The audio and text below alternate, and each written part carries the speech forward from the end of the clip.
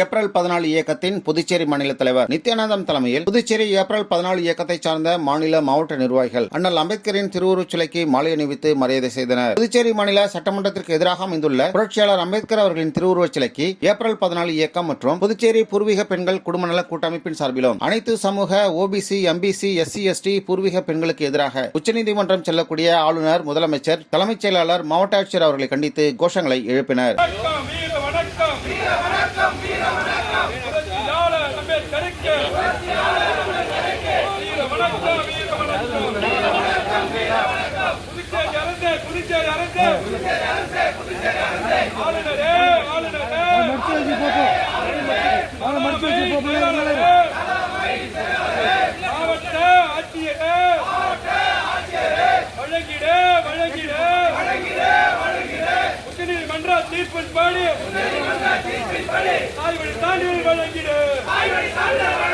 சட்டமேதை அண்ணல் அம்பேத்கர் அவர்களின் 136வது பிறந்த நாளில் சட்டமேதை பாபா சாஹேப் அண்ணல் அம்பேத்கர் அவர்களின் 136வது பிறந்தநாள் விழா ஏப்ரல் 14 அன்று நாடு முழுவதிலும் உள்ள அரசியல்